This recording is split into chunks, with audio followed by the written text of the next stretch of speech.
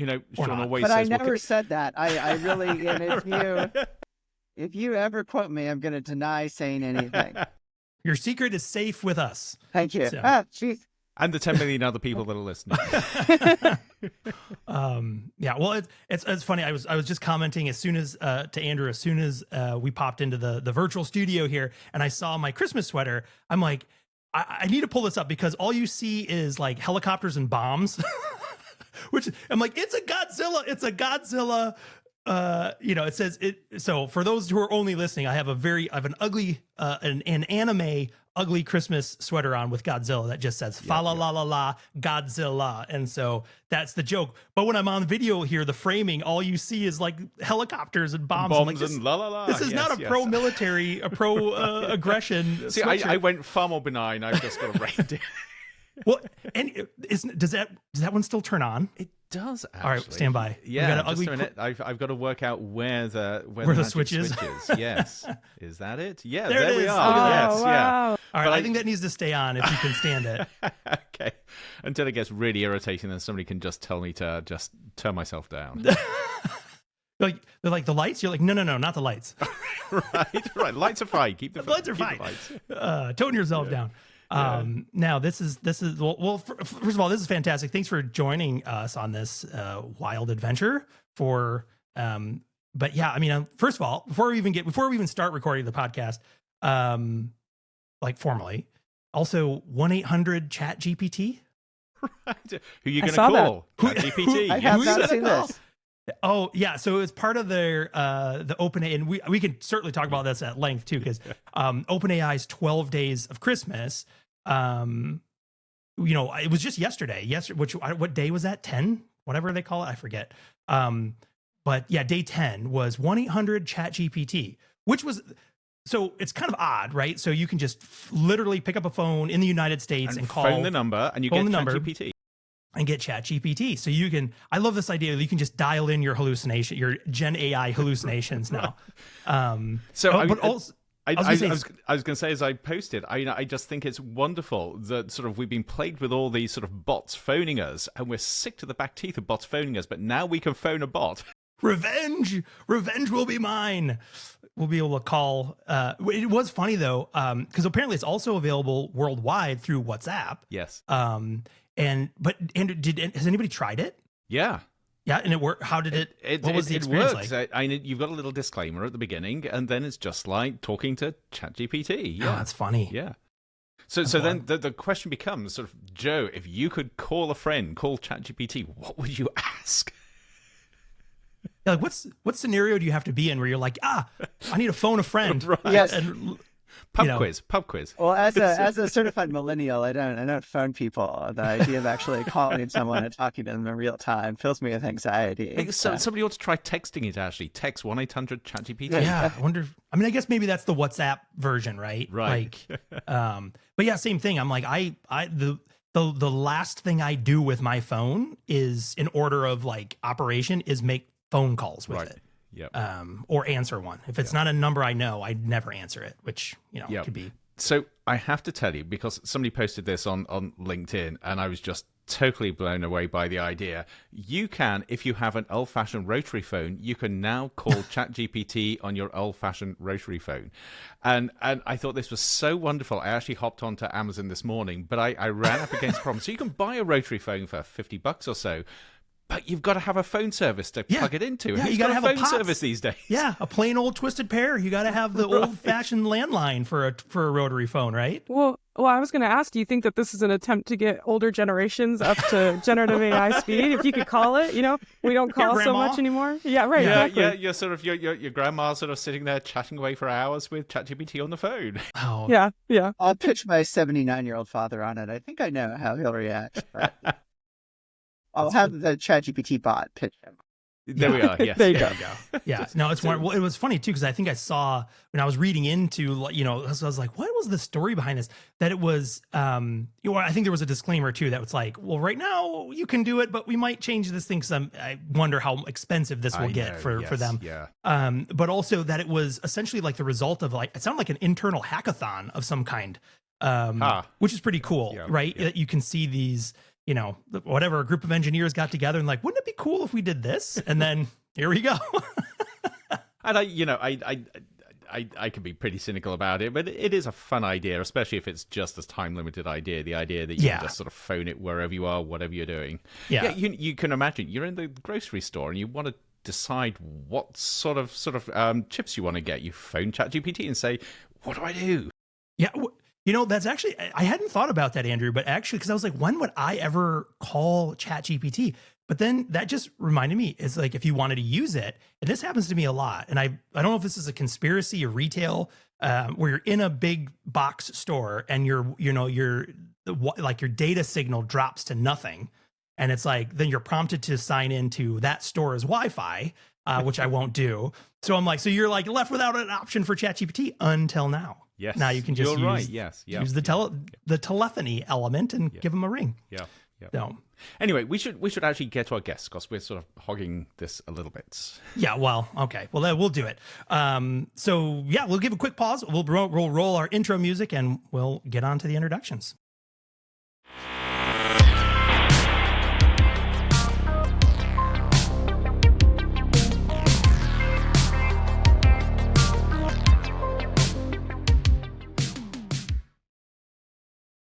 All right. Well, I'm Sean Leahy, joined with my again festively dressed co-host Andrew Maynard. That's we're getting the last bit of mileage out of our ugly Christmas sweaters until next year, yes, or the end of the year. But that makes this Modem Futura, the show that explores the intersection of technology and the possible, probable, and preferable futures, asking deep questions like, what will it mean to be human in the future? And today we have a fun sort of end of the year retrospective prospective show where we can talk about all the fun things that kind of happened over the last year and what we are looking forward to perhaps in 2025 and beyond. And to do that, we are joined by two special guests. First, let me introduce Joe O'Rourke. Joe is an assistant professor of the School of Earth and Space Exploration. He's a planetary scientist specializing in understanding how dynamic processes deep within planets control their surface conditions over geologic time. Joe, welcome to Modem Futura. Hello to the future. I'm recording this in the past. By the time you hear it, and you literally are as people listen to it. Yeah, that's right. And we're also joined by Katie Rowe. Katie is a doctoral student in the Human and Social Dimensions of Science and Technology program in the School for the Future of Innovation in Society. Katie's research sits at the intersection of human space exploration and space governance and policy, with a focus on integrating feminist and decolonial perspectives into planning for future space activities and infrastructure. Additionally, she studies the psychological and social impacts of long-duration human space exploration. So, Katie, welcome. Thank you for having me. Glad to be here. And I know it was a great, did I get that all right? Was that accurate? Okay. Yeah, perfect. Excellent. So 2024, not a lot happened, huh? It was really pretty boring year. Yeah. Well, there's still a couple weeks left. Right. That's true. We're recording this right before the end of the year. No, but it was funny because, in preparation for the show, I'm like, all right, let me grab a bunch of top stories in 2024 and what were and it feels like just the last month alone has been like a year's worth of tech innovation and news and all kinds of crazy things. It seems like between November and December was like an accelerated period of crazy insanity updates, especially with OpenAI doing their 12 days of Christmas here. It's sort of like this massive push right at the end, getting all these features out. But yeah, what a crazy year. Yeah, and I was actually looking through it, and AI dominated everything. I was desperately trying to find stuff that wasn't AI that was interesting to speak about, and I think there are a few things. But actually, this is where we get to space. So maybe we ought to sort of start with space, seeing that both you, Joe, and Katie are at Space Geeks. Did anything interesting happen in space this last year? Few things. My personal favorite had to be the launch of Europa Clipper, the multi-billion-dollar odyssey to Jupiter's maybe life-hosting moon. Yeah. And I didn't go to Florida for the launch, which meant I dodged the hurricane, unlike one of my grad students. But I feel like I'd already watched the launch because it launched using the same Falcon Heavy boosters as the Psyche mission. which and we launched should say last October. we ought to say that the Psyche mission has got a very, very close connection with ASU. There we are. So those of you who can't see the screen, Joe has got the Psyche mission patch on his top. Yeah. So so actually, just talk about that for a second. So I know we've talked before, Joe. So this is part of our sort of our history, sort of talking on another podcast, the Mission Interplanetary podcast. And I know one of the things that we've talked about is life elsewhere outside Earth. So what do you think the probability is of us finding something on Europa? Well, it's either there or it's not. So the probability is 50%. I think that's how statistics works. This is honestly, why you get paid the big bucks for predictions like that. Yes. I honestly don't know, of course. I think Europa is a great place to look in the solar system. I mean, it's a place where you have water in contact with the seafloor. There's been a wave of papers in the last years suggesting that Europa is dead and listing all these reasons why we might not expect much activity in the seafloor. I thought that was a really bizarre way to celebrate the launch of Europa Clipper, but I guess scientists are like honest and publish what they think is true. But yeah, I mean, if we're going to look anywhere, I think we should look there. Yeah. And the reason being, so you should explain really briefly sort of why this is such an interesting moon. Yes. So a lot of moons out there in the solar system that are icy. Water ice is really weird, and its melting temperature decreases as you add pressure. Almost nothing else behaves that way. And so a lot of these icy moons, they're just capped with an ice shell, and below that they have these oceans of liquid water. And so they're the same temperature as Earth's oceans. And if the rock metal stuff under the oceans is active in some way because of radioactive heating in the rock, then you can get fluxes of nutrients and delicious electrons into the oceans and potentially have some energy for life. Which is, I'm absolutely fascinated with this. And one more question, because we don't really want to spend too much time talking about life elsewhere. But okay, so one of the things I've got to ask you is, when we're talking about the possibility of life, what are we talking about? Are we talking about the little green men that decide to visit Earth and zoom around sort of New Jersey in drones, or are we talking about something else? Yeah. For Europa, I think microbes would be what we're hoping for. We're not going to get there and find everything sort of covered in drones with little red and green lights on because they're FAA compliant, even out there. No, I think if there was a big techno signature, we probably would have noticed it already. Yeah. It's right in our backyard. Yeah. I mean, I understand like the if there is life, we're most likely it will be at the microbial level. But I'm like, that is a little disappointing, to be honest. That what you want is like this whole undersea elaborate society that has Atlantis. For real, right? Like something spectacular, like complex life forms. And I thought I pulled up the NASA site for the Europa Clipper project too. Just so it launched on October 14th, I think it was. And this is just the note. So for people who aren't familiar, like this is NASA's statement on it, that the Europa Clipper is the first mission designed to conduct a detailed study of Jupiter's moon Europa. Scientific evidence that the ingredients for life may exist. The spacecraft will travel 1.8 billion miles to reach Jupiter around in April. They don't say the date, 2030. So we got to wait some time yet. We got another 5+ years here to kind of wait this one out. But then once it arrives, it'll orbit Jupiter and conduct 49 close flybys.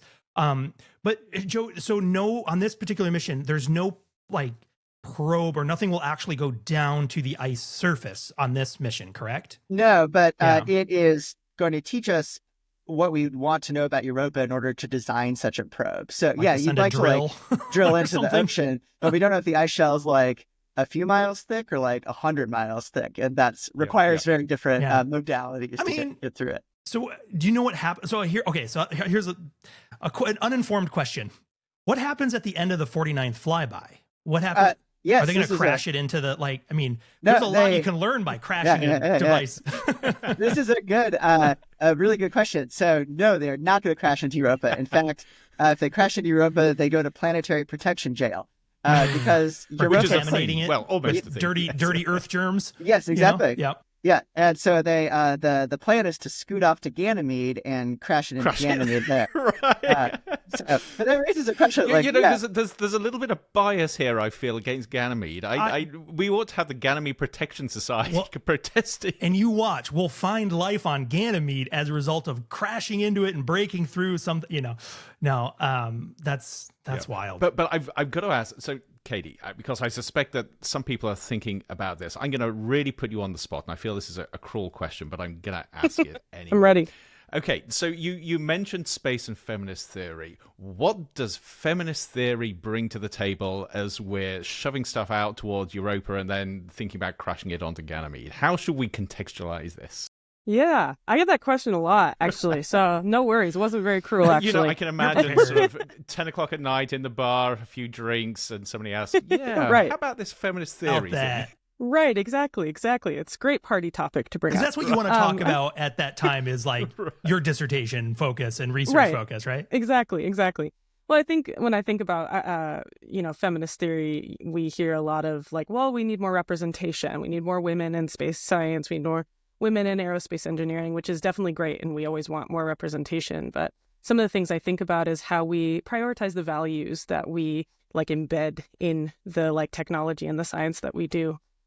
So we've had obviously a certain set of values that have governed space exploration and space activity. Sean has just demonstrated those, talking about smashing something into Europa. So that doesn't feel like the sort of values you're talking about. Must smash. Right. For example, I think a good example, this is a great example actually, because I've seen some people talking about like ecofeminism being used to think about the solar system. Are we more connected to the solar system? Or does planetary landscapes, do they have rights the same way we, are starting to think that the Earth environment has rights? Should we not be crashing things into Ganymede or Europa despite planetary protection anyway? Are there other reasons? Right. And I think it's just, it's more of a framework to start thinking about other ways to do space. Yeah. Which I think is really cool, and we probably ought to pull it away from space. But one final thing, because I think that touches on sort of slightly closer to Earth exploration. I mean, we've got expeditions to the moon coming up, and Joe, are you sort of connected in any way with any of that? I know Caitlin's thinking about these things. I'm a bystander to most of the lunar missions, which is good because NASA is adopting the posture that they want to take more risks. And so that means a lot of the lunar missions are going to fail. And by not working on them, I get to avoid the stress of my precious little spacecraft getting like shattered against the regolith. So you're going to have to develop the like cleanup drone that goes to just scoop up all the crashed. Yes, if you just wait 60 years, that's considered history and an archaeological site you must preserve. So before we leave space, though, in that sense, I have to bring up, one thing I did find on NASA for their 24 thing that did say that the year, 2024 was a record-setting year for launches. More than 80 launches roared into space from Kennedy and Cape Canaveral in 2024. And 2025, they say, promises to bring even more government and commercial missions to launch. So I think, looking forward in that sense, I think we're also seeing an increased investment in both governmental and commercial space exploration in that sense, whether it be just going into low Earth orbit and dropping off satellites or bigger missions, right? Even taking people to the International Space Station and then getting stuck. It's still there. Yes. Okay. And I know that we're trying to move away from space, but you did bring Joe and I on, so I can't leave. One of the cool things talking about launch capabilities and the focus on privatization is the speaking of Godzilla too, was the SpaceX being able to catch the super heavy booster in the pincers. Yes. That was really and such a cool thing to think about as we move towards more reusable rocketry, which is going to make even more launches capable, which is fascinating. I mean, it's fascinating if I think so. This will be a thread I think maybe that will permeate throughout everything we talk about today. Too is like we get sort of normalized to how amazing some of the technology and engineering is, to the point where you're like, oh yeah, that's sure, of course. But then when you think about it, like So thinking about that exact thing, so some of those, and even before the pinchers, even just being able to reuse the rockets and land them on like a bullseye target on a moving platform at sea, and how amazing of a leap that is from an engineering perspective from, say, like the shuttle program, where it's like, where are we going to drop those boosters? The Atlantic Ocean. And it was like, like, that was your target, right? And now they're dropping these things basically in bullseye precision. Not always successful, of course, but for the most part, I mean, it's incredible to think about what that represents in terms of the aerospace and whatever other engineering feats that go into that. Yeah, and I think the thing that a lot of people miss is it's not just the things catching the booster, it's where that goes. So that then opens technologies, and it's the capture system and the reusability system for refueling in space, for developing sort of landing sites on places like the Moon and Mars where you can capture and then release again. So it's part of a massive ecosystem where we have to have these breakthroughs if we're going to do everything else. Yeah, absolutely. And as somebody who is a huge fan of space exploration, the thought of being able to one day have a, lunar base or whatever to launch vehicles and explorations from, eliminating that cost of, most of all the energy and rocket fuel needed to execute these missions is just to leave Earth's gravitation and atmosphere, right? So, and there's some crazy formula too. I forget what it is, but it's like for every pound you add, it's like the amount of fuel you have to increase to get the payload up and out of space just becomes this like runaway problem of trying to do that. One last thing I do want to mention about space before we leave that topic is my favorite spacecraft of all, perhaps the little plucky Voyager 1. I mean, Voyager 2 was cool as well. But these are incredible. I was looking it up to say where they are now. And so, we're looking at something, I mean, it is incredible. So these are 2 spacecraft that are now out of the heliosphere. So these are the only 2, and Joe, correct me if I'm wrong, these are the only 2 human-made things that are in solar system space. Is that correct? Pretty sure. Yeah. Unless there was something before us, I don't know. in our memory, the dinosaur space program, yes. Yeah, which has just been lost in time. Yeah, but it was pretty impressive, I hear. Yeah, but these things have been, so both of these Voyager 1 and 2, they left within like a week of each other, 2 weeks of each other. So they've been in operation for 47 years. Well, of course it's NASA, so it's 47 years, 3 months, 14 days, 4 hours, 34 minutes, 26, 28, 29 seconds, which is absolutely incredible. But one of the things, again, coming back to this idea of the human engineering part that I think is so fascinating is even this craft that left 47 years ago, something, I don't know, I can't remember the exact details, but tripped its sensors and safety arrays to shut down, switch to a backup sensor to basically preserve life. And yet, somehow we were still able to go, oh yeah, we got to switch to an old radio that hadn't been used in like 40 years to send communications to the satellite to repair itself. Yep. Like that is incredible. And time of flight, because I gotta love NASA. They have all the data right here on this stuff. One-way light time to Voyager 1, for example, is just over 23 hours. Yep. So just to send a signal at the speed of light takes almost a full Earth day. Though I have to tell you, Sean, that is still fast compared to getting an email back from a faculty member. Oh my God, that's beautiful. We've now just invented a new time scale. It's the Voyager. How many Voyager time scales did it take to get a reply the Voyager. back? Yes. I've got a 10 Voyager That's mentor. Right. You got a V4 on your response time on that one. Yeah. Oh, that's beautiful. That's beautiful. But yeah, no, I thought that was incredible. Just the engineering that goes into it. And Joe, and it shows that even these robotic missions are really human missions, because if you lose the human knowledge of how to work these spacecraft, absolutely, even if the hardware is still working, you're not going to be able to operate it. So it's all about keeping the people engaged and supported. Yeah. So just a real quick last kind of question on that. So with the new missions and things like that are designed, so if we think about, the Europa Clipper where we were just talking about, kind of this age-old adage of they don't make them like they used to.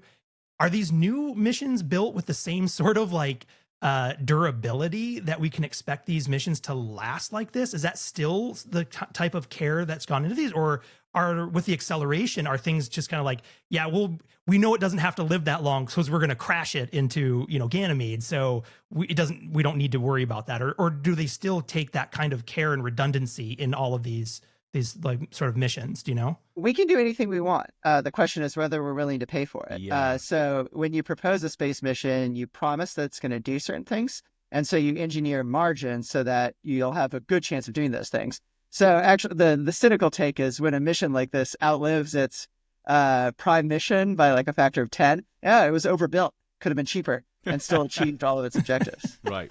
Apart from the fact, and actually I want to ask this to you, Katie, because I think this falls in the sphere of what you study. There seems to be an aspect of care here. Care is one of these concepts. It may sound like a woolly concept, but people are thinking about it more and more in terms of technology. How do you develop technology where the interface between technology and humans and society reflects that aspect of care, which is so important to defining who we are? Is there a sense, and I know this is completely sort of left field, this question, but is there a sense that mentality of thinking in terms of care rather than just functionality could potentially actually lead us to creating technologies that are more robust over long periods of time? I think it's really important, especially, and I think we think of space as pretty separate from humans sometimes, and we can even transition this into talk about other technology. But as technology becomes so much closer to our human existence and our human kind of functioning, care is going to be really important in thinking about how we interact with it and how those things are developed to allow us to interact with technology. So yeah, care as in, what are things that we need to pay attention to in terms of, like, I don't know, accessibility, or who has access to technology and who doesn't. And, I think that does intersect with space in some ways, but I think it also is a lot about different kind of technologies we physically interact with every day too. Yeah, no, I think that's great and important. And I get the sense that as we think about the future, it's perspectives like this that are beginning, hopefully, fingers crossed, to infuse into how we think about these technologies, even when it comes to space exploration. Yeah. And I think, just to add on that too, I think, the high profile nature of space exploration also adds an opportunity to demonstrate the importance, and also how to do those things with care. We were talking earlier with a podcast episode that's not out yet, for example, spacesuits, the fact that, how do you, these are incredibly expensive, items, and how do you build them in such a way where you can handle sort of the spectrum of diversity of sizes of people? But that's again, this high profile nature of demonstrating the need and the intent to do that, then hopefully will also be sort of modeled at the commercial level, things like that. Getting away from this idea of anybody can become an astronaut as long as you're 6'4". Yeah.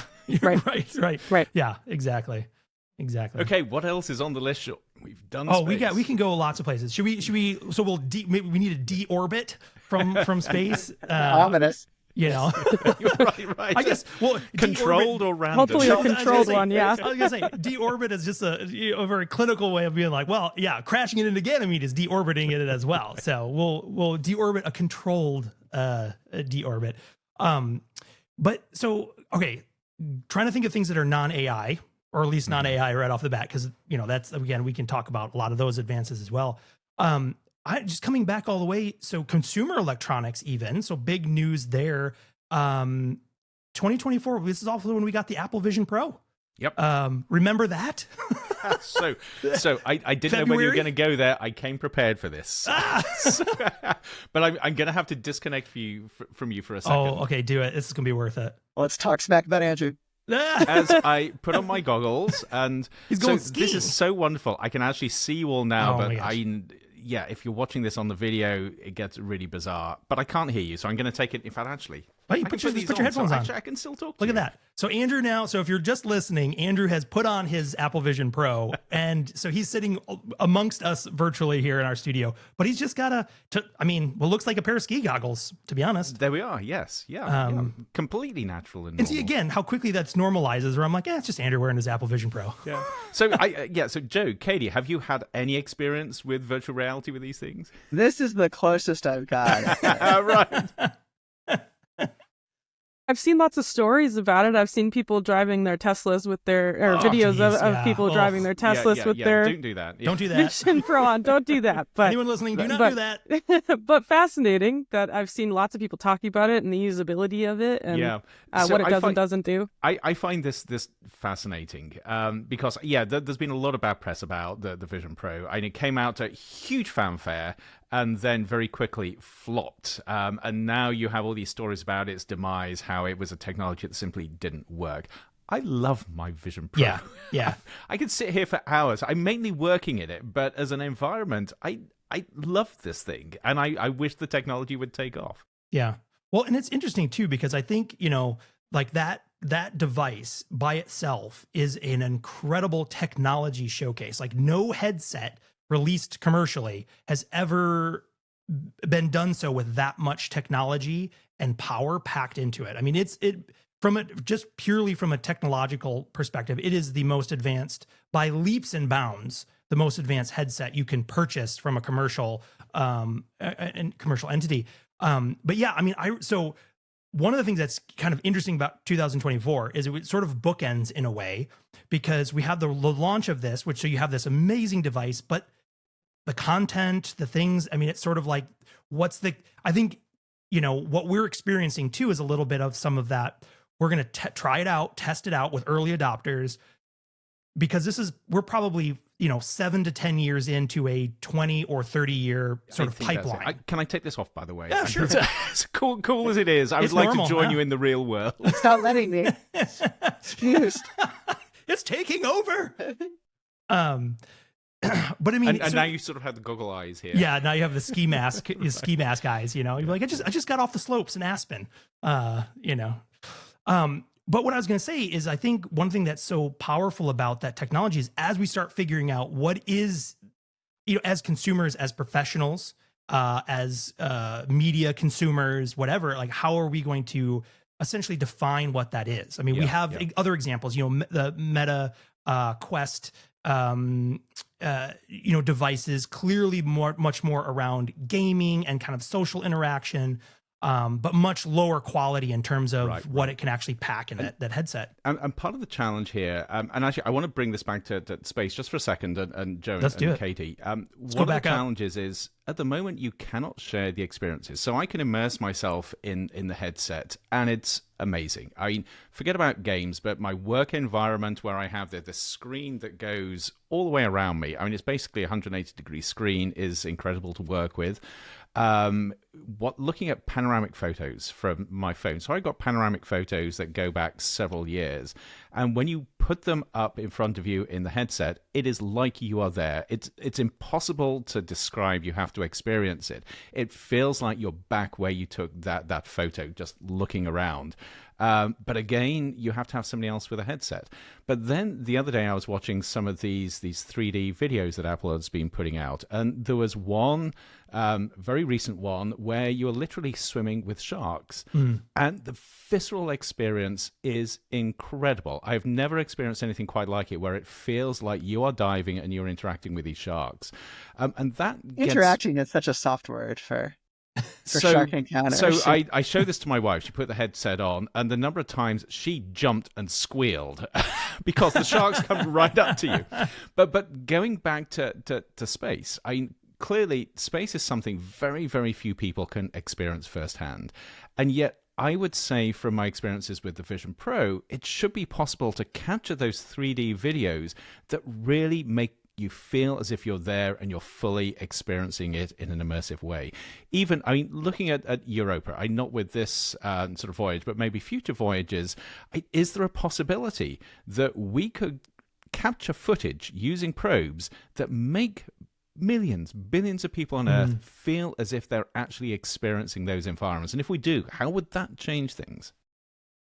I think it would change things. I mean, if we all get the Neuralink brain chips, then maybe we can make people feel like the space sickness that like half of astronauts experience. Experience authentic space sickness. Yes, put a real cold blanket on space exploration. But yes, I think that would be amazing. It's something I'm looking forward to.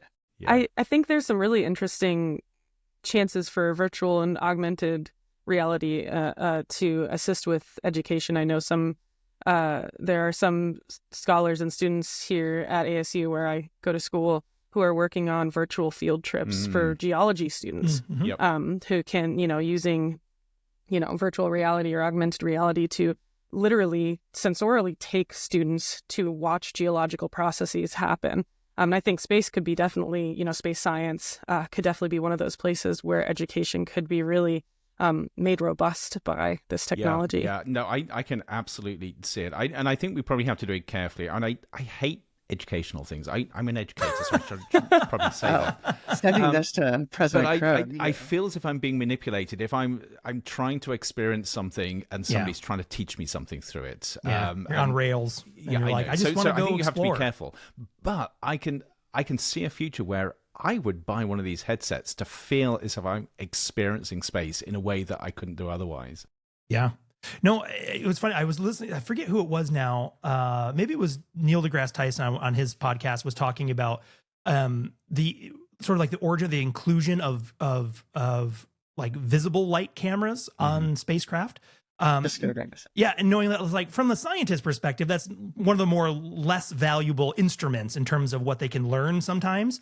Somebody disagrees, I think. That's not my statement, but really what that does is that pulls in all of the, the human element too of that idea of like awe and wonder and being able to see these things rather than just collecting, quantitative data about sensors reading different elements of a planetary body, but to be able to actually sort of see it or capture it, is incredibly transformational. For me, I had an experience like that. It was, I forget the name of it. So Joe, maybe, or Katie, maybe you know what it is. The mission that went to Pluto, Horizons? New Horizons.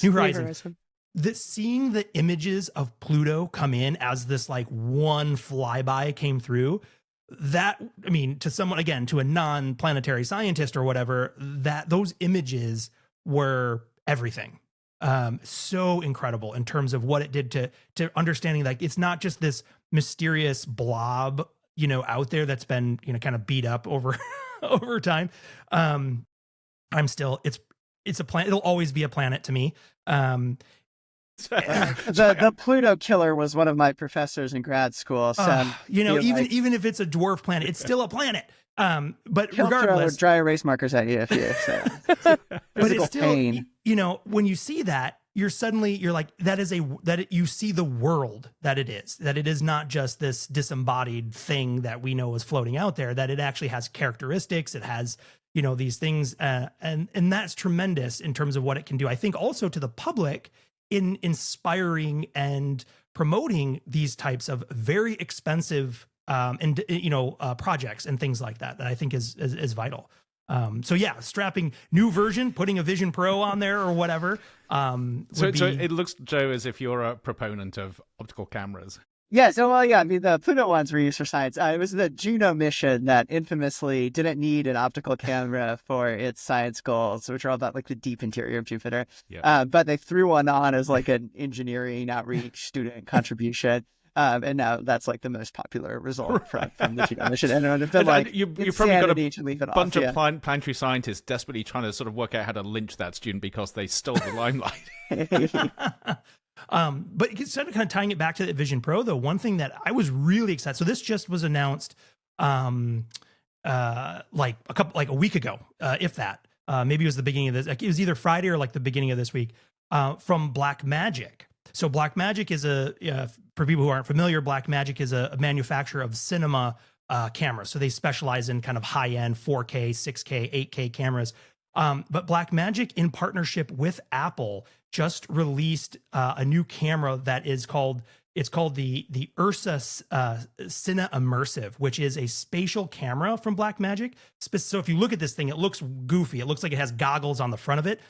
Because if you've ever worked in 3D video or imaging, it's really difficult because to get a good spatial three-dimensional video or photograph even, you're trying to replicate the interocular distance of the human eyes, which varies from person to person. So it's very challenging to do. But what makes me really excited about this is now for the first time, we're going to be in the camera. And again, if anyone is thinking, oh, I'll pick one of those up, it's going to start at 30 grand. So like, was it? it's meant for like film houses that will rent these things. I was going to say, in sort of space science, what's that really actually mean? Something? A couple zeros. Yeah, you know, roll it in, slap that bad boy onto the top of whatever the next mission is going to be. But what I'm really excited about is, for the first time, that will be a commercialized camera for exactly that. So think of all the amazing places that camera will be able to start to go into for people to do these amazing. So I'm really excited for, I think the camera will be available in like spring, so like March. So by summertime, I expect to start seeing some incredible content coming out of the Apple Vision Pro, or for the Vision Pro, and others. I mean, it works in MetaQuest as well. But so now I can see 2025, the year of the Modem Futura podcast, going full 3D. Well, who doesn't like a task like video editing? Let's add it completely spatial in 3D. I'll hold you to it if I'm not awash in content in mid 2025. It's your fault. Sounds like a plan. But I'm excited about that, because thinking of all these cool places, scientific, educational, pure entertainment. And again, it comes down to the experience. And again, I think you have to experience something like the Vision Pro to understand the value of it. But I can see it being transformational as long as you can get enough headsets to enough people. Yeah. And that's a challenge, right? Yeah. Okay, what else do we have on this list? Well, I should ask too, for our guests. Do our guests have anything, any burning questions or topics that came up over or predictions? Because I have a whole list too I did a roundup of all the people's top 10 things for 2025 as well. So we can. Katie, yes, take your pick. Either something amazing that happened this last year, or something that you think is going to happen in 2025. Well, I was thinking about Neuralink specifically, and because this, of course, 2024 was the first year that we had a human implant. Actually, that's exactly. That's what I was thinking. It was in Arizona, and it was implanted. And correct me if I'm wrong, Andrew. I think you know the story a little better. In a person who was paraplegic. That's correct. Yes. And they were able to put the Neuralink implant in, and he was able to do things like play chess and utilize. I think it was more sophistication than chess. I think it was sort of basically all these sort of, I don't know, Sean, you're a gamer. I can't remember the names of the games, but yes, there was stuff he was doing that he just couldn't do otherwise. Yeah, playing Call of Duty or something maybe, or one of those kind of. Speedrun Elden Ring, yes. Oh, geez, yeah. And I think there's a lot of like fear around that stuff for good reason. I think there should be some, careful consideration about it. But I think this is such a cool example of how some of these technologies can be used for things like accessibility. I think that's a great story from this year about technology. So that was one that came up to me as I was brainstorming for today. Yeah, no, I think that's a great one. And actually, it's been really interesting. So Nolan Darberg, the person that had the first chip implanted, there have been challenges. It was a learning curve where initially they found a lot of those electrodes became detached. But you look at the way he's been talking about it, and you can begin to see how transformational it is to him. But here's the interesting thing. Sometimes I think we get so caught up in the need to be serious about these things, thinking about how this is going to sort of increase quality of life in terms of how he can sort of interact with his environment. The thing that has transformed him is the gaming. And it's easy to dismiss that as being trivial. It is clearly not trivial to him. It is something that defines who he is and what he can do. And I think that that's such an important takeaway, that sometimes it's the things that sort of elites may consider to be trivial that absolutely are not, in terms of what makes life special. Yeah. Well, even just taking into effect like what gaming represents, right? So if you think of gaming as like, oh, it's just a hobby of wasted time or something like that. I mean, that misses so much. I mean, nowadays too, I mean, I jokingly was saying like Call of Duty or whatever, but so many of those types of games, I mean, when you say you're gaming, you're actually engaging with a community, right? In many ways. So I should ask, Joe, Katie, do you waste time gaming? Are you gamers? You can say yes to this podcast, so there's a good chance. I got an Xbox because I was like, oh, no one can stop me. I'm an adult. I can spend money on it. Yeah. I've been playing, great feeling, yeah. I've been playing games a long time, so I've been gaming since I was a kid. Andrew. So I am. But it is. I mean, that's the thing. And so I think, for somebody who was not able to engage in that activity or whatever, to suddenly get that back, or to get it for the first time, even again, depending on the situation. I mean, that's a huge piece, because that is in many ways. I mean, Joe, I don't know how you or Caitlin, if you guys are, using how much, what type of games you play and that kind of stuff. But like for me, that's my old friends from high school and college and things and beyond. The only way we usually ever talk is through games. Otherwise, it's just, text messages here and there. But that's sort of like the social medium that we play in. So yeah, it's a big, and I've got to make a tie back here with the Neuralink implant, the Vision Pro, and spatial computing, which is the technical term. So now you can imagine. So when you put the Vision Pro on, the way that you control your environment is by looking. It tracks your eyes, and at the moment you just click your fingers. But you can imagine that all being controlled by neural implant and your eyes. So you could do pretty much anything in that environment simply with eye movement and with thinking. That would be pretty amazing. Yeah, absolutely. Probably not for 2025, but maybe one day. Yeah. Well, and again, it's a testament to the amount of technology that's in that headset and that's what's available. That's not what's in the R&D also, right? So looking at, and they, I haven't gone through the full setup for it, but even within the Apple Vision Pro, my understanding too is that their accessibility features, knowing that not everyone has two fully functional eyes, for example, or whatever, that there is a lot of accessibility features built in to help, the device. And in fact, even I think there was a story recently, a week or so ago, of Apple having users with either very limited or no sight at all using the Apple Vision Pro. Interesting. As a way of getting feedback, again, for their accessibility of how would a user who either has no sight or very limited sight use a virtual headset like that in an immersive environment. So it's really interesting to see how they're approaching it. I mean, again, it's expensive. It's out of reach for most consumers, but knowing that this is the very front end, and over time, as the devices become cheaper, smaller, more whatever, that hopefully over the next decade, we'll start to see or maybe that technology move down. Yeah. Joe, anything on your list? Ooh, I was just, I'm space, 24/7, 365. So, Joe, do you do anything outside space? Maybe not.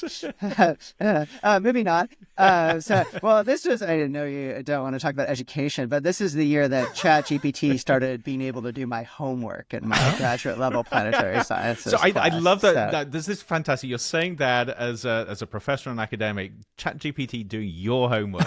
Yes. Homework you assigned or the homework you had to do? A little bit of both. Well, I did. Yeah, I as Katie knows, I enrolled in ASU as a non-degree seeking student. Took intro psychology this year to better manipulate people and shape them to my will. So you're an evil villain in the making. You've got everything. You've got space. You've got psychology, manipulation. Yes. And Joe, I don't know if you've heard this episode, but this kind of falls back. A long time ago, we were having this conversation of why do villains always have a disproportionate number of advanced degrees? Yeah, that would do it. You're starting to show the roadmap here. You're like planetary scientist turned villain. Yeah, being in this game makes you an animal. Yeah. Yep. Escape. We just need to get you the white cat. Yeah, you can spin around slowly while But let's talk a little bit about sort of ChatGPT and assignments. How's your experience been this last year? It's been actually fine. My experience is that it hurts my heart because it's the students who are most grotesquely using ChatGPT to violate academic integrity. They're the ones who are struggling anyways. So I don't think a lot of sort of sloppy ChatGPT use is getting by me. It's very obvious when people are using it as a substitute for thinking. And if students who are really engaged with the material are using it as an aid to their educational journey, maybe I'm not noticing it, but also that's how it's supposed to be used. So I think what it's doing, as with so many things in modernity, it's just sort of magnifying trends that would otherwise exist. And so the challenge is to avoid runaway bad outcomes with it. So Katie and I had one of the best examples of the use of ChatGPT. Do you remember this one in class, Katie? Oh, well, early in the semester?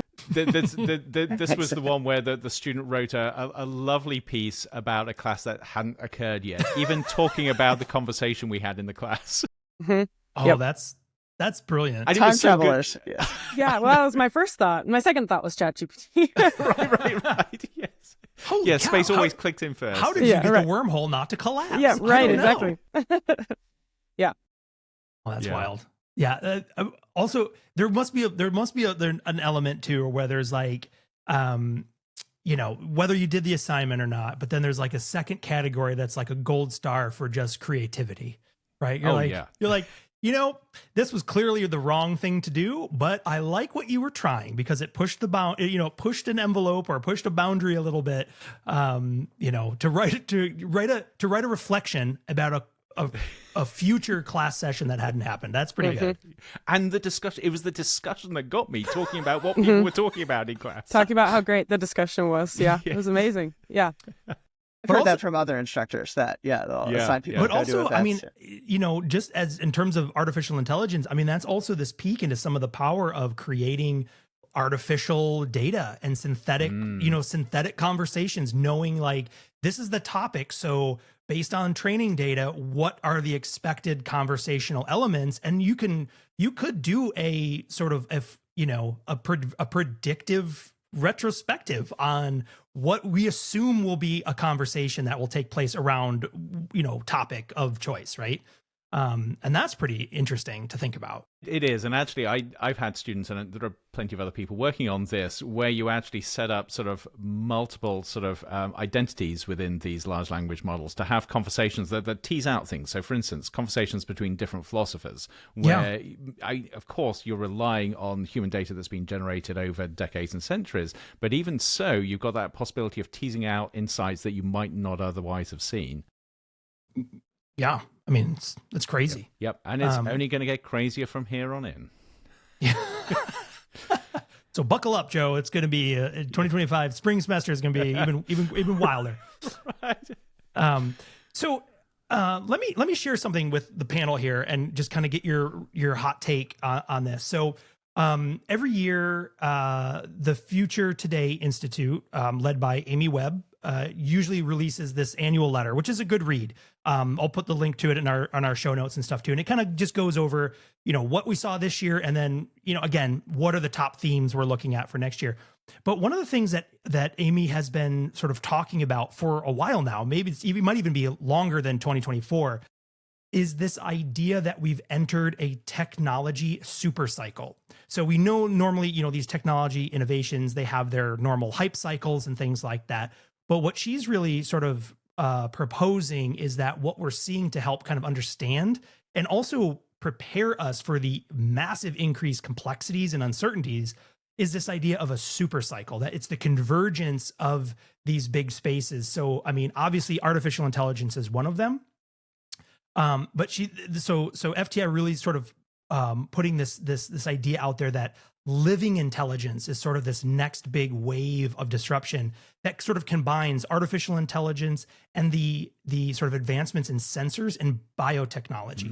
And that and the sensors and biotechnology far less, the innovations and advancements, they're far less visible to the general public than say, all the flashy stuff that we're hearing from OpenAI and Microsoft and Google and Apple. But it's really these three pieces coming together that will represent this really massive disruption in this idea of living intelligences, of combining artificial intelligence with sensors that can recognize the world and also the biotechnology that kind of goes along with that. So I'm curious of what just from the panel, what your kind of gut reaction is to this idea of a super cycle, and what does this mean, and what does that trigger in your mind? It sounds a little sci-fi. It does, right? I don't know. Katie, please. Katie, what are your thoughts? We'll go to you first. What's your gut reaction to that? I mean, do you dismiss it, or do you think this is onto something? I think it's interesting. I guess I'm going to be interested how. I'm always interested to see how people react to technologies and how technologies are being perceived and accepted. That's why I think the reaction to the Apple Vision was so interesting. So as different big webs of technology overlap and start becoming more or less impactful or more or less important. I just think my main reaction was I'll be interested to see as this stuff gets more kind of coalesced together, how people will react to it. So you have a level head, and you're like, let's see how this. Let's ignore the hype and let's see how this plays out, right? Well, because those of us who study and talk about this stuff all the time, I think we have a very opinionated take on it. But I think it'll interact with lots of different people from all walks of life, and I'll be interested to see. I don't know, Joe, is this something you see from your area with, I guess it's sort of part of technologies coming together and having an accelerant effect there, but also sort of this fusion between the physical technologies, the biological technologies? Yeah, I don't know. I mean, so much of what I do is still like human limited at the end, right? Like the technology can get really powerful, but the human ability to understand, what it can be used for. Yeah, until you put a little sort of slice of organoid brains into those probes. Yes, so now you've got I guess the proto-human actually on the probe itself. Yes. Yeah, well, that is the hope. Well, I mean, there's a whole thing with space. Like, if you launch something, you have to prove it's reliable. So you end up using technology that's like 30 years old. So so we'll see. I mean, my take on the future is that the probability distribution seem very wide about what's going to happen. So I'm ready for anything. I think that's very true. And it's very tempting to sort of see these things right at the edge of that distribution as being transformative. But most of those just sort of die before they get to the mainstream. And those that do get to the mainstream actually take quite a long time to get there. Yeah. But I have to say, I especially talking about this sort of this fusion of different technologies, and this idea of convergence is something I've studied for some years. This last year, we've seen a couple of breakthroughs around what you might call sort of biological intelligence or biological-based intelligence, where now we're creating cell cultures and pseudo-organisms that we can actually use for compute. We can actually use to make computers with. And there's all this speculation about whether you can sort of take one of these proto-brains in a petri dish, and literally people are creating sort of organoid brains out of human cell tissues, and these organoid brains can actually compute in some ways. And they're talking about attaching those to other computers. So now you've got this weird sort of bio-silicon hybrid. And I'm not sure whether this is sort of one of those edge cases that is just going to go away. I don't think it is. I think you're going to have some really weird science coming out of this. Yeah. I mean, the first thought that comes to my mind is we're like, well, yeah, if you're trying to get faster compute, like what can compute faster? You know what I mean? Like, let's make these things. But you realize this all comes back to what Katie was saying about Neuralink. I mean, as soon as you've got these chips plugged into people's brains, why not timeshare their brains? And I've talked about this for a while.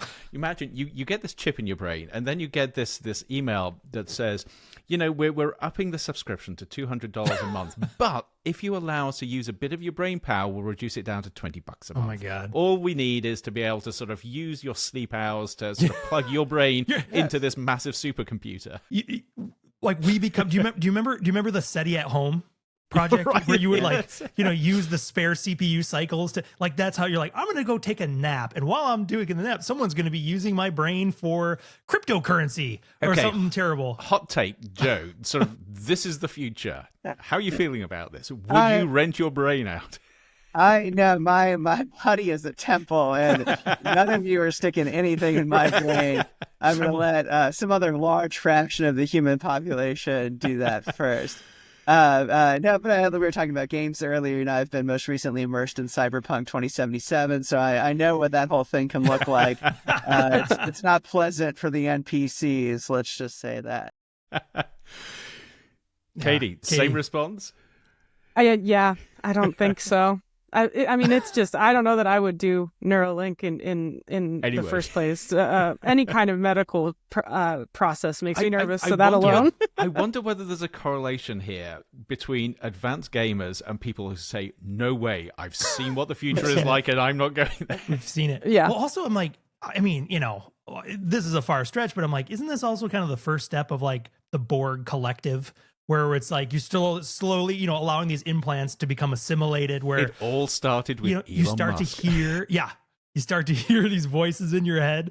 But then the other thing I was thinking too, and I couldn't help myself. I'm wearing a Godzilla shirt, so I keep slipping into sci-fi and fun stuff too.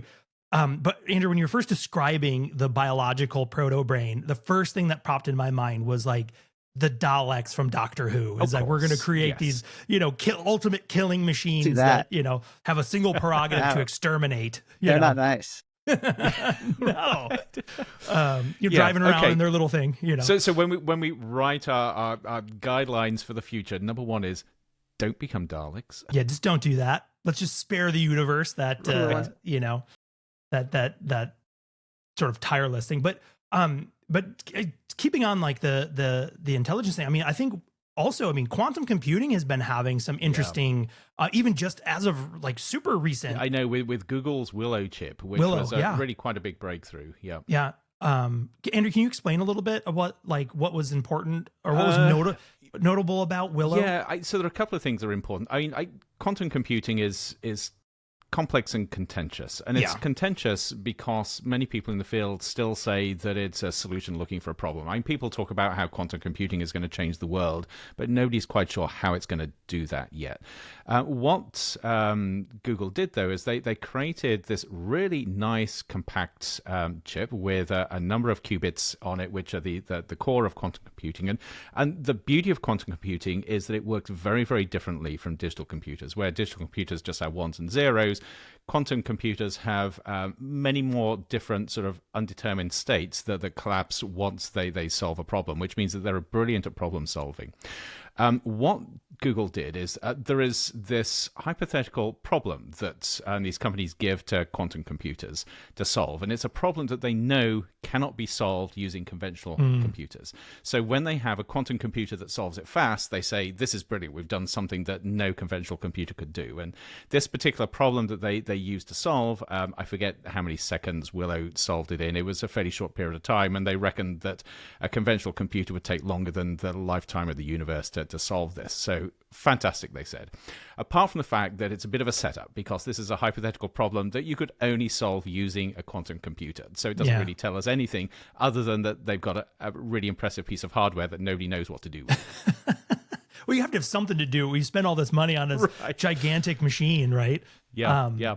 But one day, I think we're going to have some really intriguing quantum computers. I don't think they're going to change the world in some of the radical ways people think, but they're going to allow us to solve some problems that we just cannot resolve or solve in any other ways. And that's actually pretty exciting, pretty scary in some ways as well. Yeah.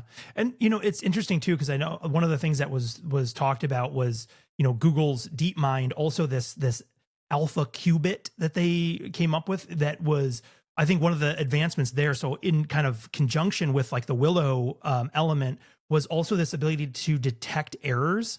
So apparently these things also used to have and I might be butchering this as not an expert in quantum computing, but as the compute went higher on those quantum machines, the error rate also went higher. Goes through the roof, yes. And that was one of these new sort of... You just need to look at one of these things and it changes the state and everything is... Yeah. Apparently this new advancement, it really... helps limit those errors to keep them. So as it scales up, the accuracy is either increased or maintained, but you don't get this increase of errors anymore, or at least in the limited testing that was done. But actually, I'm interested in bringing this back to Joe and space, because what Google are doing is a really intriguing approach to fragile and problematic systems. So, Joe, you were talking about the importance of robustness in anything that goes up to space, sort of over-engineering it. And effectively, what we're seeing with quantum computing is saying, you can't just have one thing that you over-engineer. So we have many, many different things. So we've sort of got this whole sort of collection of sort of fail-safes. And I'm interested to know, actually, from both Katie and Joe, whether in space exploration, people have started really embracing innovative ways of ensuring reliability, which is not just engineering the life out of something, but it's creating many, many different redundancies. Joe, it feels like a good one for you. I think, like Sean was saying earlier, we've been suffering under the tyranny of the rocket equation. So everything has been designed to minimize mass. But things like Starship, these like sort of heavy lift reusable vehicles are maybe going to mean that your mission cost doesn't scale with mass in the penalizing way that it used to. Right. So it's looking at a very different paradigm. Yes. Yes. And then it's like, okay, well, we'll just send 20. Like you would never do that. It would be cheaper. Right now, it's cheaper to send one highly engineered thing than 20 bigger things that some of them will fail. But yeah, I think we might unlock this new paradigm of space exploration where we're not mass limited and we focus more on just having layers of redundancy. And I know it's a bizarre connection between quantum computing and space, but I think that conceptual approach is really important here. Yeah. Yes. Well, and there's also a direct connection. I mean, I'm looking at just, again, this was one of the reports out of the Future Today Institute where, that's what they're saying is quantum is this next big thing. It might, I think the tagline is it might have its moment in 2025, right? But apparently Congress has allocated just under $1 billion to the National Quantum Initiative, which is what oversees some of NASA's research in this as well. So, and I've explained it too when I've had people who have asked me just kind of, casually in a situation of like, what is quantum? Why is this important? Like, what will this do for me, the average consumer who's not in any of these advanced compute states? And one of the simplest ways I've also explained it too is, if we can conceive these and get these machines workable at a scale that is sort of measurable, basically the strongest security passwords you have become irrelevant instantaneously. And, and at first you might like, oh, someone's going to get my Netflix password. But that's what the Chinese are going to do. 10 years from now, they're going to crack your Netflix password. And everything's gone. That's it. But it's like, no. It's not just your password. It's like every password. So all the national security stuff, all the whatever. And so even today, there are, I think Apple's got one. Google, I think, does as well. And a few others are pushing for new password. They're what are they calling it? Like post quantum proof password algorithms, basically. Or basically security systems that are secure. So the thing that keeps people awake at night with this, especially in the military, is countries have been collecting encrypted data for decades now. They've got vats of it, but they can't decrypt it. Can't read it. With a quantum computer, there's in principle nothing to stop them decrypting stuff that's old. But they are still incredibly valuable secrets and military secrets. And there's no way to stop that happening. And that's what is scaring a lot of people. Yeah. Because if you think about it, it's basically a magic key that will open any door that was, that doesn't have one of these shut in the past. Yes, the new quantum lock on it. So it is not just your Netflix password; it's everybody's Netflix password. Oh, your bank account, everyone's bank accounts, like everything. Which that can be quite scary when you think about it. Yeah. Okay, well, we've got that to come. 2025, y'all. Quantum, yeah.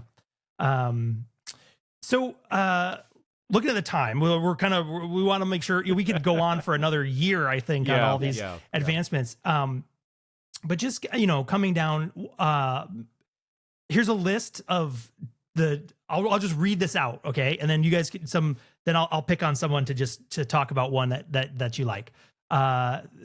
This is coming from Gartner's top 10 for 2025. So the agentic AI, right? Do we give these things the ability to make their own decisions?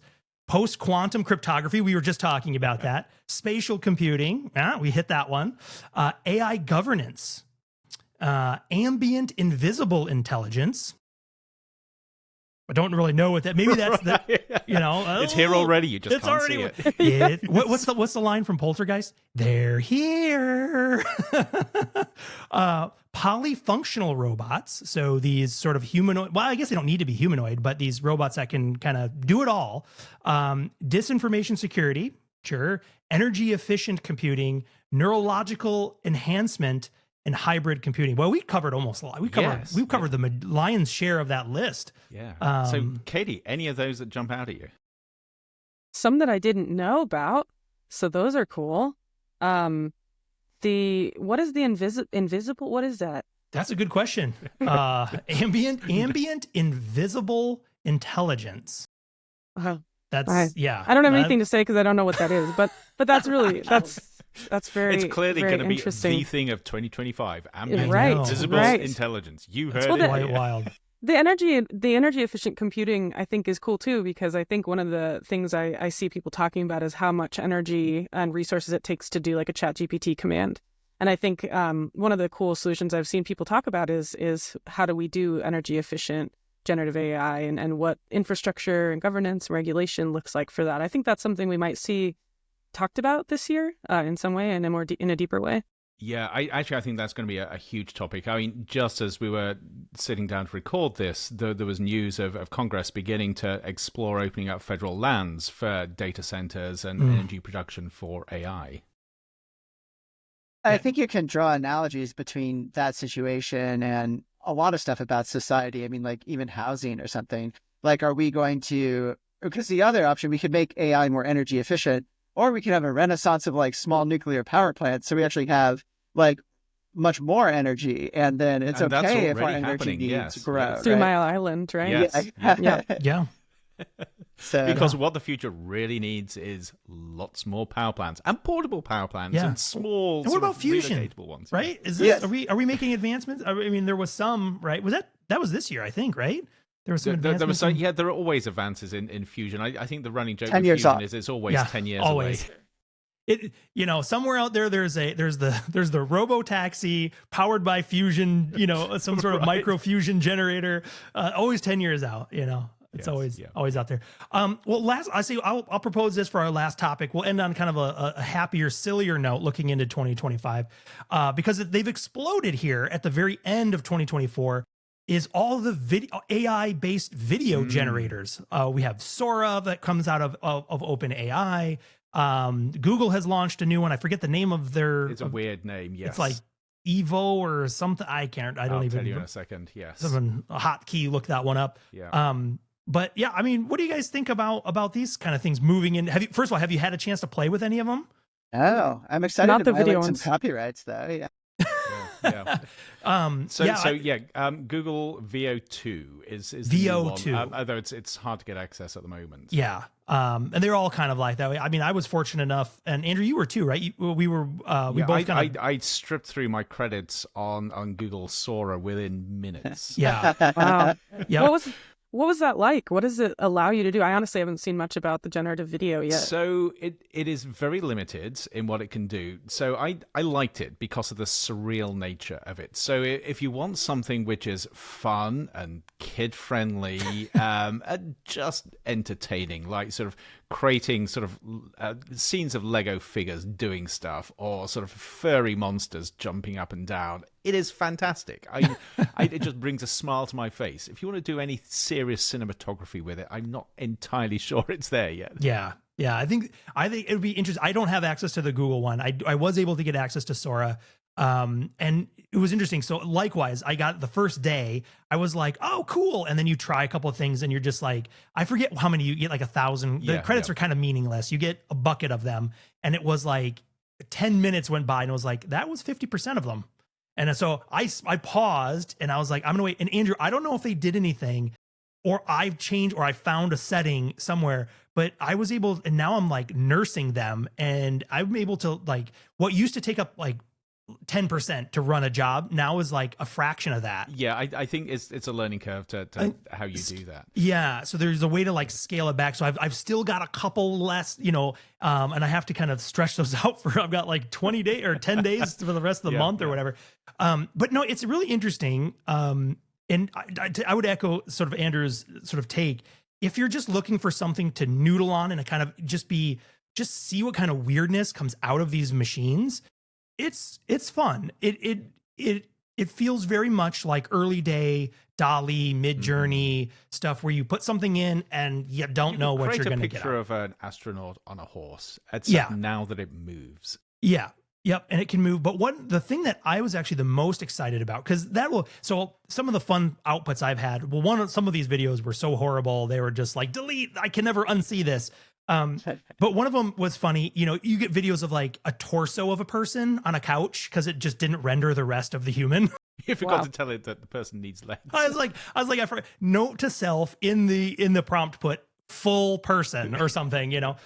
Or if, you know, you ever go to those magic shows and they saw someone in half, you know that the top half lives happily ever after on a sofa with, you know, not the rest of the body. But But yeah, but to me, I think actually one of the things that I'm most excited about for those platforms to engage in is you put your prompt in and then you have this opportunity to go to a storyboard.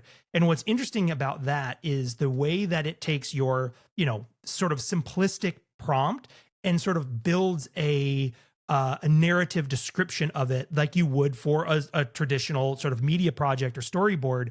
And that part I thought was really kind of interesting of being able to translate, again, for people who aren't media or film people, to translate, like, I have an idea, and translate that into something where even if the output that you get is worthless, just the storyboard itself that it creates could be still very valuable in a traditional media setting even. So here's a question. Seeing that Joe and Katie, neither of you have played with this, if you had the chance to create or ask AI to create a 10-second video, what would you ask it to create a video of?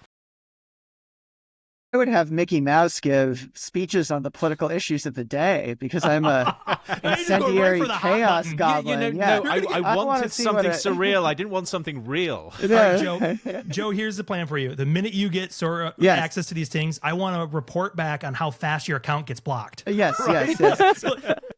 You're like, first try. I want Mickey Mouse doing something political, banned. Katie. I don't know. I mean, what a functioning space city looks like, what Europa Clipper looks like crashing into Ganymede. I don't know, something like that. Actually, that would be pretty interesting. Yeah. So the reason I ask is one of the things that I really want to try with this is actually getting a bunch of kids just sort of putting prompts in. So you were my proxy kids here, but the reason is, and I've written about this. I think that this is potentially a platform for unlocking the imagination. Yeah, it does crazy things. It's not realistic at all. But you imagine a 5-year-old or a 6-year-old who's got this really weird vision inside their head of something, and they've got no facility to get it out into reality. This potentially, I think, gives them the ability to do that. I don't know, Sean, you've got younger kids than ours because ours are grown. Yeah, well, it's crazy. It's going to be fun with them too because they were having a laugh. They were watching me do some of these explorations and were giggling along with me about the half person or whatever. But it is interesting because again, they come with this idea where they will be like, I want a dragon that's eating this thing or whatever. And so I want that too. I want that also. And what I found to be the difference between the frustrations I have is I will have this vision of what I'm hoping to get. And then oftentimes the delta of that is huge. And I'm like, this is not what I wanted. But with kids, oftentimes they don't have that, or they'll be, they're so much more pliable with, they're like, what would this and this look like? And then they get something, they're like, they love it. But it is interesting to see how they would kind of push these things, or when you have that, again, hopefully with more time and credits with these things, being able to refine it and kind of go through that loop of what you want. Yeah. So I'm really interested. And of course, we should say that there's an age limit of 18 using this, but there's no reason why an adult can't sit down with young kids. Use it with your parent, use it with an adult. I'm fascinated to see how it evolves as something for unlocking the imagination. Yeah, it is pretty interesting. And, again, Katie, what was yours? You wanted to see a functional space city? I'm doing one right now. I'm burning some. I'm burning some. Yeah, right. But sometimes I like AI giving it really broad because I think it's interesting to see what comes up. Sorry. All right, so we'll leave it at just functional space city. I'll render this thing and whatever. I'll send it to you all, and I'll try to include it in the show notes. We'll see what we get. Yeah. But I would also say, anybody can check this out. If you go to, I think it's Sora.com, you've got a whole list there of videos that people have created, and I just think they're wonderful. I could doom scroll through this all day because they're just so weird and imaginative. I mean, I'm looking at this now, and I'm looking at a video of a penguin dancing around a room. He's now having a bath and a shower, and he's in the living room, and now he's in a cot. You're probably realizing that actually there's zero depth to me at this point. Anything will make him laugh. But what's not to like about this? That's funny. I have a 2-year-old, and all toddler media looks like it's an AI hallucination already. There we are. This is going to be a strapline built for toddlers. Yeah, you're right on it.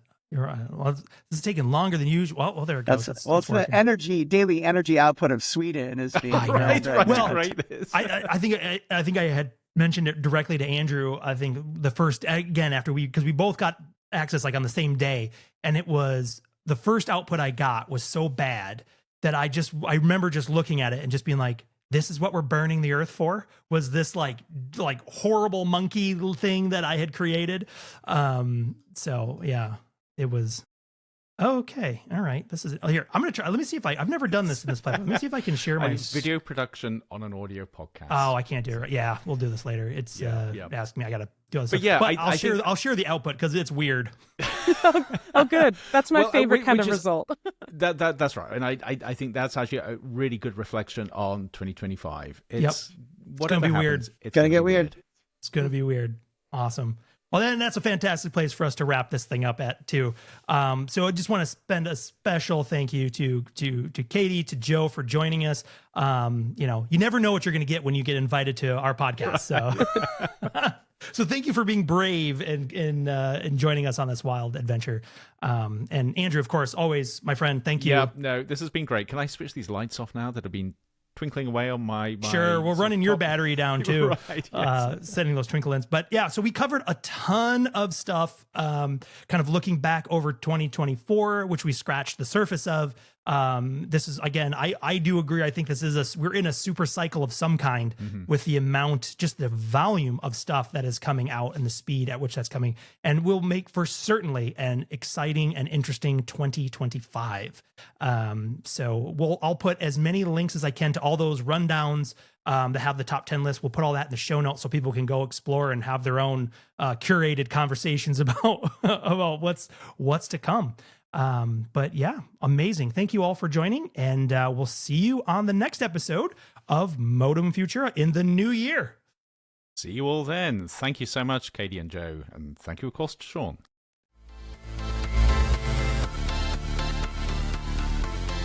End transmission.